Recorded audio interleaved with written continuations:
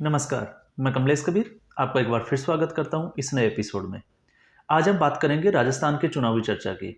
और राजस्थान में चुनावी चर्चा में कांग्रेस पार्टी की जो है वो क्या स्थिति है, उसके बारे में भी हम चर्चा करेंगे। तो इस वीडियो का जो अहम मुद्दे जो होंगे वो होंगे राजस्थान में कांग्रेस की लिस्ट। दूसरा जो है, हम बात करेंगे जो गणपति प्लाजा के से रिलेटेड जो रोयरा जो वॉयलेट्स है, उनके जो लॉकर्स है, उनके ऊपर ईडी की रेड डल रही है, उसके ऊपर हम बात करेंगे। और साथ में हम बात करेंगे पेपर लीक मामले की। तो ये इस वीडियो के जो है वो 3 अहम मुद्दे हैं। और मैं उम्मीद करूंगा कि आप जो है इस वीडियो में अंत तक बने रहें। अगर ये वीडियो आपको पसंद आए तो लाइक करें और शेयर करें।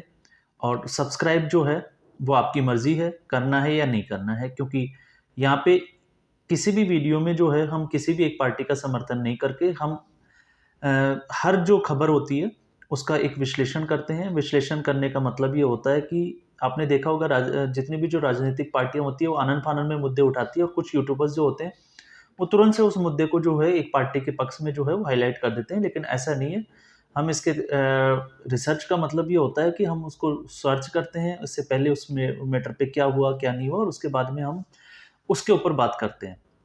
तो इसमें हम बात करेंगे सबसे पहले राजस्थान में कांग्रेस की स्थिति। जैसा कि मैं पिछले वीडियो में भी बात कर चुका था कि राजस्थान की जो स्थिति है कांग्रेस की, वो राजस्थान में ही नहीं, राजस्थान के साथ मध्य प्रदेश, छत्तीसगढ़, तेलंगाना, दूसरे राज्यों में भी ठीक नहीं है। और उन सब के लिए जो है वो जिम्मेदार है कांग्रेस पार्टी की हाईकमान, आला कमान जो है वो इसके लिए खुद जिम्मेदार है। और कैसे जिम्मेदार है उसको भी हम बात करते हैं। जहां तक पार्टी की हम बात करते हैं तो पार्टी चलती है अनुशासन से। और राजस्थान इसकी कांग्रेस पार्टी की अगर अनुशासन में अगर हम बात करें तो वो कभी कहीं भी जो है वो दिखाई नहीं देती है। और कैसे दिखाई नहीं देती? 2 दिन पहले तक जो कांग्रेस पार्टी बीजेपी के ऊपर जो है वो आरोप लगाती थी कि इन्होंने जो है वो टिकट काट दी, इसलिए जो है वसुंधरा राजे गुट में जो है वो बगावत के जो है वो सुर निकल के सामने आ रहे हैं, लोग सड़कों पे आ रहे हैं, ये तमाम तरह की चीजें। खैर, जब भी चुनाव आते हैं कुछ लोगों के टिकट कटना तय है। ये एक पार्टी की प्रॉब्लम नहीं है, ये चाहे भारतीय जनता पार्टी हो चाहे कांग्रेस पार्टी हो, सबके कटने ही कटने होते हैं। कुछ नए लोगों को टिकट भी दिए जाते हैं, पुराने लोग नाराज हो जाते हैं, तो वो तमाम तरह की चीजें ये देखी जाती है। क्योंकि राजनीति जो है वो एक महत्वाकांक्षा की, जिसको हम कहते हैं कि प्रकाष्ठा है। महत्वाकांक्षी लोग जो होते हैं वो ज्यादातर राजनीति में होते हैं। और उस स्थिति में अगर अब हम बात करते हैं राजस्थान की, तो कल 2 दिन से जो है वो 6-6 घंटे की जो CWC की जो मीटिंग है वो हो चुकी है। कांग्रेस वर्किंग कमेटी और इलेक्शन जो कमेटी है, उन दोनों की चुनाव समिति की बैठक जो है वो 6 घंटे के लगभग कल चली। और आज भी जो है वो कयास लगाए जा रहे हैं कि ऐसा ही कुछ चल रहा है। लेकिन अभी तक जो है वो नाम फाइनल नहीं कर पाए। और उसमें अब जो खबरें निकल के आ रही है वो आ रही है सचिन पायलट और अशोक गहलोत। क्योंकि अशोक गहलोत कतई नहीं चाहता कि सचिन पायलट के जो खेमे के जो कुछ विधायक है उनको टिकट वापस से दिया जाए। और ये खबरें जो है अब निकल के आ रही है। और ऐसा इससे पहले भी मैं आपको बता चुका हूं, क्योंकि कांग्रेस पार्टी का जो सचिन पायलट और अशोक गहलोत का जो गुटबाजी जो है वो 2018 से ही चलती आ रही है। क्योंकि उस वक्त, मैं फिर से रिपीट करूंगा, पहले वीडियो में मैंने इस बारे में विस्तार से बात की थी कि सचिन पायलट जो थे वो प्रदेश कांग्रेस कमेटी PCC के जो है वो अध्यक्ष थे। और उनकी अध्यक्षता में, उनकी लीडरशिप में जो है वो कांग्रेस पार्टी ने भारतीय जनता पार्टी को हराया था। और उसके बाद में जो है सचिन पायलट का उस वक्त तक क्रेज ये था लोगों में कि इसको जो है वो मुख्यमंत्री बनाया जाएगा। लेकिन जब सचिन पायलट को मुख्यमंत्री नहीं बनने दिया गया तो लोगों ने सोचा कि 2-2.5 साल के बाद में बनाया जाएगा। वेट किया, लेकिन फिर उसके बाद में भी नहीं बनाया गया। तो अब उसके बाद में जो है वो सचिन पायलट जो खेमे के जो जितने भी समर्थक है उनमें जो है वो असंतोष है कांग्रेस पार्टी को लेके। सचिन पायलट को लेके नहीं है, कांग्रेस पार्टी को लेके हैं। क्योंकि उनको लगता है कि कांग्रेस पार्टी को हम वोट तो सचिन पायलट को देना चाहते हैं, लेकिन उनको पता है कि अगर वो सचिन पायलट को वोट देते हैं, कांग्रेस जीती है, तो मुख्यमंत्री जो है अशोक गहलोत को बनाया जाएगा। और इसी में जो है वो कांग्रेस अभी तक उलझी हुई है, उससे बाहर नहीं निकली है और निकल भी नहीं सकती है। ऐसा इसलिए क्योंकि उसके बाद में हमने देखा था मानेसर कांड हुआ, और भी सचिन पायलट ने जो है वो अपनी सरकार के खिलाफ जो है एक पैदल यात्रा निकाली, साथ में जो है वो एक दिन का उपवास भी किया, वसुंधरा राज्य पे कार्रवाई करने की जो है वो मांग उठाई। और फिर उसके बाद में गहलोत ने उनको आश्वासन भी दिया, लेकिन वो सारी बातें जो है वो दरी की दरी रह गई। अब स्थिति वो की वही बनी हुई है, क्योंकि गहलोत कभी नहीं चाहेगा कि सचिन पायलट जो है वो आगे निकल के आए, क्योंकि अगर ऐसा होता है तो फिर उनके बेटे की राजनीति, जो मैं पहली बार पिछले एपिसोड में भी मैंने बात की थी कि उनका राजनीतिक करियर जो है उस पर क्वेश्चन मार्क लग जाता है, क्योंकि सचिन पायलट की उम्र जो है वो 46 साल की है और अशोक गहलोत 72 साल के हैं। तो अशोक गहलोत का राजनीतिक करियर अब ज़्यादा जो है वो बचता नहीं है, क्योंकि वो हो सकता है एक दो टेन्योर के लिए और मुख्यमंत्री बन जाए, लेकिन फिलहाल जो है वो सर्वे रिपोर्ट और ग्राउंड रिपोर्ट ये कहती है कि भारतीय जनता पार्टी जो है वो अपनी सरकार बनाएगी। तो उस स्थिति में 5 साल अगर हम निकाल दें तो फिर अशोक गहलोत की उम्र हो जाती है 77 से 78 साल, तो फिर थोड़ा सा मुश्किल हो जाता है। अब अगर सचिन पायलट की तरफ जाते हैं तो आपको मैंने बताया, और अगर अशोक गहलोत की तरफ जाते हैं तो फिर सचिन पायलट के जो समर्थित जो एमएलए हैं और उनके समर्थक जो है वो नाराज दिखाई देते हैं। और यही जो है अभी इनका जो है वो दिल्ली जो इनकी आला कमान है वहाँ पे भी यही जो है वो कल से हम देख रहे हैं कि यही चीज़ें चल रही है। तो पहले अभी लिस्ट आई नहीं है, उस लिस्ट से आने से पहले अगर कांग्रेस की यह हालात है तो सोचिए अगर ये लिस्ट आ जाती है तो उसके बाद में कांग्रेस पार्टी की राजस्थान में क्या दुर्दशा होने वाली है आप अंदाजा लगा सकते हैं। क्योंकि उसके बाद में अभी खबरें ये आ रही है कि 100 नामों को जो है वो उम्मीदवारों की लिस्ट उन्होंने तय की है, तो फिर भी 100 नाम जो है वो और बचते हैं और तब तक जो है वो बहुत कुछ हो जाता है। अब दूसरी हम बात करते हैं आरोप प्रत्यारोप की। तो आरोप प्रत्यारोप अपनी जगह है, लेकिन आपने ये देखा होगा कि पिछले 5 साल में जब से कांग्रेस पार्टी की जो सरकार आई है, हालांकि पहले भी जो है वो पेपर लीक के मामले हुए हैं, लेकिन कांग्रेस पार्टी में जो है वो लगभग लगभग हर परीक्षा का जो पेपर है वो आउट हुआ है। और इसमें जो है सबसे मेन रूप से अगर हम देखें तो आरपीएससी के पेपर, तो आरपीएससी के पेपर आउट हुए। आरपीएससी के जब पेपर आउट हुए तो इसके सीधे जो है वो तार आपको पता होगा कांग्रेस पार्टी से जुड़ते हुए दिखाई दे रहे थे और आरोप भी लगे थे।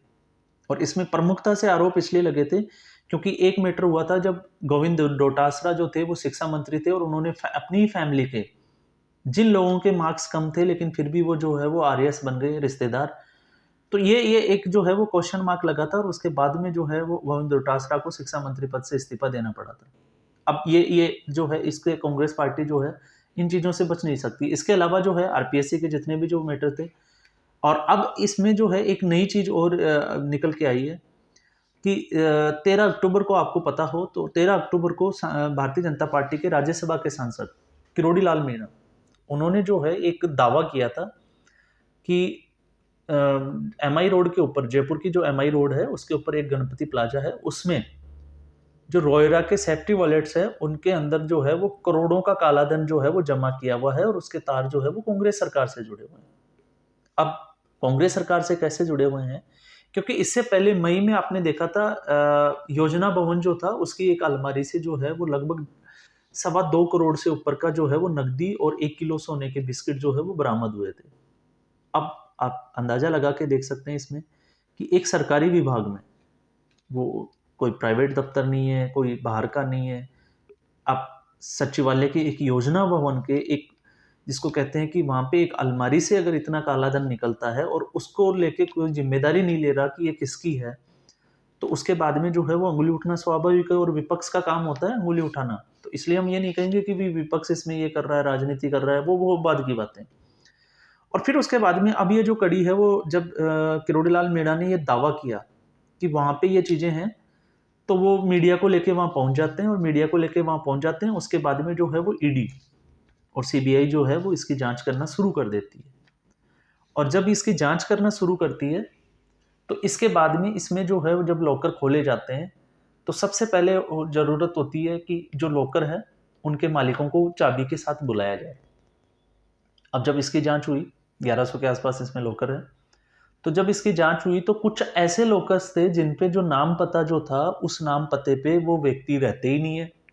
तो इससे एक चीज़ का अंदाज़ा लगाया जा सकता है कि ये उन लोगों के लॉकर्स है जिन्होंने हो सकता है अपने नौकर के नाम से या फर्जी नाम से जो है वो लॉकर खोल रखे हो। तो काला धन तो स्वाभाविक है, लेकिन जब उसके बाद में किरोड़ी लाल मीणा की अगर हम बात करें तो उनका दावा ये था कि इसमें जो है वो 500 करोड़ के आसपास जो है वो काला धन नगद है, केस आपको नकदी मिलेगी, साथ में जो है वो सोने जो है वो 50 किलो के आसपास सोने का जो है उन्होंने दावा किया था।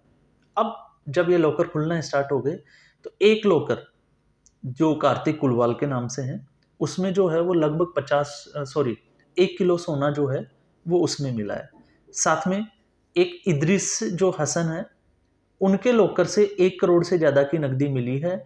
और ये अनुमान लगाया जा रहा है कि इद्रिस हसन जो है, ये वो बंदा है जिसने हज यात्रा के ऊपर, जब किसी को हज यात्रा पे भेजा जाता है तो उसमें जो कमीशन लिया था, उसकी उगाही के जो पैसे थे वो पैसे उसने यहाँ पे जमा किए थे। ये आरोप अभी जो है वो लग रहे हैं।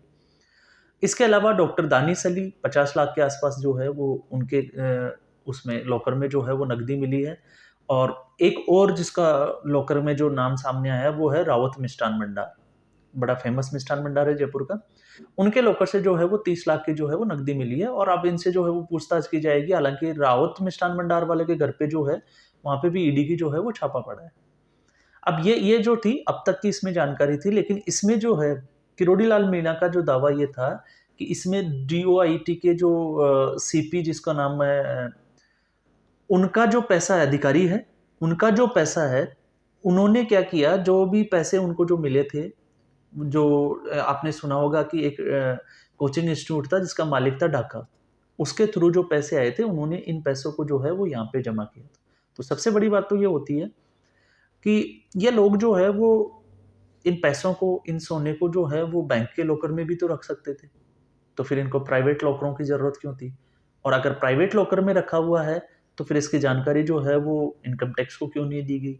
तो एक चीज़ तो ये समझ में आती है कि कहीं न कहीं जो है वो कालाबाज़ारी या काला धन जो है उससे तार ये जुड़ते हुए दिखाई देते हैं। अब चाहे पैसा जो है वो कि उसकी उगाही कैसे भी की गई हो। जैसे डॉक्टर दानिश अली है, डॉक्टर दानिश अली ने पैसे से, अगर वो डॉक्टर है, तो उसने पैसा कैसे कमाया होगा ये आप सबको भी पता है।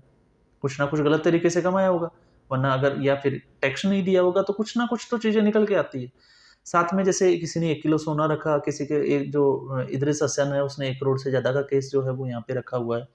तो अब इसकी जो जाँच चल रही है, लेकिन सबसे बड़ी बात ये है कि इसमें से बहुत सारे ऐसे लॉकर्स हैं, अभी ज़्यादा लॉकर्स जो है उनको खोले नहीं है। तो बहुत सारे जो लॉकर्स हैं उनका अभी उनके मालिक का जो है वो अता-पता नहीं है, तो इससे जो है वो शक की सुई थोड़ी-सी जो है वो घूमती हुई दिखाई देती है। इसलिए यहाँ पे जो है वो कांग्रेस पार्टी थोड़ी-सी बैक फुट पे, जिसको हम कह सकते हैं, वो दिखाई दे रही है। लेकिन अब विपक्ष की जो है वो पार्टियाँ ये जो है, वो आरोप लगाती है कि क्या भारतीय जनता पार्टी जो है वो क्या अपने जहाँ पे स्टेट है, तो क्या वहाँ पे रेड नहीं डालती है? तो इसके कई एग्ज़ाम्पल तो मिले हैं कि भारतीय जनता पार्टी के कुछ लोगों के ऊपर भी रेड पड़ी है। लेकिन ये कहना भी बिल्कुल सही है, क्योंकि अगर ये भ्रष्टाचार की अगर हम बात करें तो भ्रष्टाचार किसी एक ही स्टेट का मुद्दा नहीं है, ये सभी स्टेट जो है वो लगभग, कोई किसी में ज़्यादा है, किसी में कम है। तो वहाँ पे भी जो है वो रेड डालनी चाहिए और देर सवेरे ये चीज़ें जो है, बहुत सारे जो है, चाहे वो बिज़नेसमैन हो, चाहे और भी चीज़ें होती है, जो गलत तरीके से ये काम करते हैं, उनके ऊपर कार्रवाई होनी चाहिए। तो इस पूरी खबर में ये चीज़ें थी। अब आरपीएससी के जो थे, अब ये आरोप ये था कि बाबूलाल कटारा, जिन्होंने 1 करोड़ रुपए दे के जो है वो चेयरमैन बने थे, और फिर उसके बाद में जो है ये पूरा एक जाल चला था पेपर लीक वाला, और उन्होंने जो है वो पेपर लीक करवाया था, ये आरोप लगे थे। और उसमें जो है वो जाँच भी की गई थी, लेकिन सरकार ने जो है आनन-फानन में जाँच करके जो लोग थे उनको गिरफ्तार किया गया, और उसके बाद में जो है वो आपको पता ही है कि आगे जो है फिर ऊपर तक जो कार्रवाई है वो नहीं होती है या की जाती है, वो आप सब लोग समझते हो, क्योंकि अब जनता जो है वो सब कुछ जानती है कि ये चीज़ें कहाँ तक जायज़ है और कहाँ तक गलत है।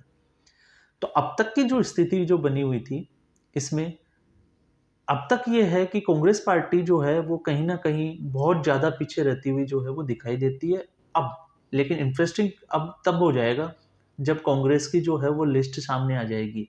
उस लिस्ट में किसके नाम होंगे, किसके नाम जो है वो काट दिए जाएँगे, और उसके बाद में जो है वो कितनी बगावत होती है, कितने नेता जो है वो अपनी पार्टी छोड़ के जो है वो दूसरी पार्टियों में चले जाएँगे। ये एक बहुत बड़ा जो है अब सवाल जो है वो है लोगों के मन में। और लिस्ट में इतनी देरी क्यों हो रही है, ये भी एक चर्चा का विषय बना हुआ है, क्योंकि ये दूसरी पार्टियों के ऊपर जो है, और स्पेशली जो है भारतीय जनता पार्टी पे आरोप लगाते थे। तो अब ये 1-2 दिन में जो है इसकी भी स्थिति जो है वो साफ होने वाली है, क्योंकि आप लिस्ट को जो है वो कांग्रेस पार्टी ज़्यादा टाइम तक जो है रोक ही नहीं पाएगी। तो इस वीडियो में बस इतना ही, फिर हम एक नए एपिसोड के साथ हाजिर होंगे, तब तक के लिए धन्यवाद।